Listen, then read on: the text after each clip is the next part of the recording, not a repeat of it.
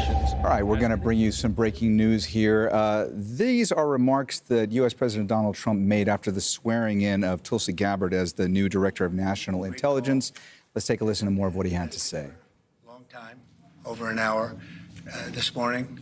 I also had with President Zelenskiy a very good call after that. And I think we're on the way to getting peace. I think President Putin wants peace and President Zelenskiy wants peace, and I want peace. I just want to see people stop getting killed. We're very far away from that particular war, but that's a vicious war. Probably 1.5 million soldiers killed in a short period of time. I've never seen anything. I have pictures that are, you wouldn't believe it. You wouldn't believe what you have to look at. Young, beautiful soldiers that are just being decimated. And it would be nice to end it immediately. But we had a very good talk with, people didn't really know what President Putin's thoughts were, but I think I can say with great confidence he wants to see it ended also. That's good. And we're going to work toward getting it ended and as fast as possible. It's a horrible situation going over. It's flat land, and the bullet goes off, and the only thing it can hit is a body, a human body, a young human body. And they're losing just tremendous numbers of mostly soldiers. Just the cities and towns have been largely demolished. It's a shame what's happened to that country. It would have never happened if I were president. That I can tell you. Would have never happened. It's to look at that. And October 7th would have never happened either, by the way, Middle East. But we'll get it. I think we'll get it. We'll get something done. We're going to be meeting. Actually, tomorrow they're meeting in Munich, as you know, and we're going to have some other meetings, and I'll be dealing with President Putin largely on the phone, and we ultimately expect to meet. In fact, we expect that he'll come here, and I'll go there, and we're going to meet also probably in Saudi Arabia the first time. We'll meet in Saudi Arabia, see if we can get something done. But we want to end that war. That war is a disaster. It's a really bloody, horrible war. You said with Saudi Arabia, the first meeting will happen. I think so. We think we're going to probably meet in Saudi Arabia, the first meeting. Hasn't been set, but not too distant future. We both understand, you know, we know the Crown Prince, and I think it'd be a very good place to meet. So it sounds like that would just be a meeting between you and Putin and perhaps the Crown Prince, but not President Zelenskiy? Probably we'll have a first meeting, and then we'll see what we can do about the second meeting. To go to Ukraine? What about Ukraine? Did you commit to go to Ukraine? No, I haven't. I haven't committed to go to Ukraine. I would think about going. Yeah, I'd think about it. No problem. You say today, Mr. President, that they receive your vision. What is your plan to end this war? Like today, Secretary. Well, I'm not going to tell you my plan. I can just tell you we've made a lot of progress. This should have been done by Biden, not by me, because this has been going on for now a long time, years, and it should have been done by Biden. Just like the young gentleman that I brought home yesterday after 2 weeks. We worked on it for 2 weeks. He was a fine man, and he was in there for 3.5, almost 4 years, and they weren't able to do a thing, and I got him out. And as you know, I didn't pay $6 billion. I didn't pay anything. We did a trade. And we did a good job. We got him out in 2 weeks. It should have been out years ago.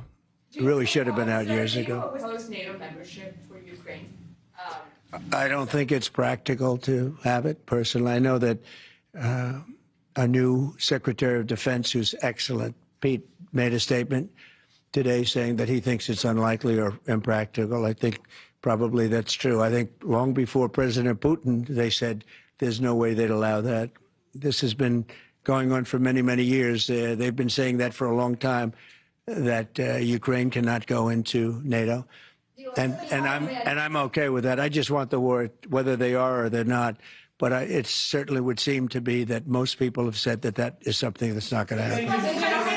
Are you freezing out President Zelenskiy of this process? Isn't there a danger of that? No, I don't think so, as long as he's there. But, you know, at some point you're going to have elections, too. You're going to have an election. He says he wants security assurances, Mr. President. What does that look like?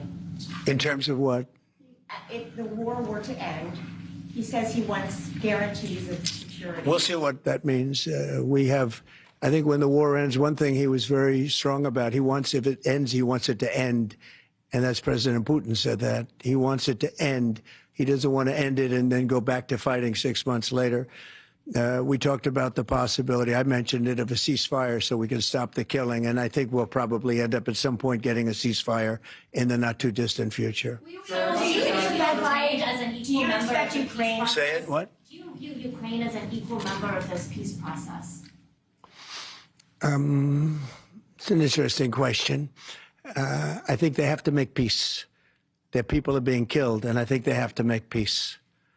I said that was not a good war to go into, and I think they have to make peace. That's what I think. Why did you decide to provide support to Ukraine? Would you support Zelensky ceding territory or exchanging territory in any agreement to end the war? Well, he's going to have to do what he has to do, but, you know, his poll numbers aren't particularly great, to put it mildly. He's got a country where, you know, it's been savaged and attacked. And he's got an army that's been very, very brave, actually, despite the fact that, you know, we've given him, in my opinion, $350 billion. That's what the real number is. You don't hear that number. And Europe has given, in my opinion, $100 billion. And they've done it in the form of a loan. And I have a Secretary of Treasury right now who's actually quite brave. He's over in Ukraine on a train. And there's a lot of things happening around that train that aren't so good. And he's going there to get a document done where we're going to be assured that we're going to, in some form, get this money back, because we're putting up far more money than Europe, and Europe is in far more danger than we are. We have an ocean in between. Europe has nothing in between. You know what they have in between? They have Ukraine in between. So wait a minute. So, as you know, Europe is putting up money, and they're getting it in the form of a loan. And the United States under Biden didn't do loans. They just handed money every time somebody walked in from Ukraine. They just handed them money foolishly. This should have never happened. It should have never started. And once it did, other things should have happened. Other things should have taken place.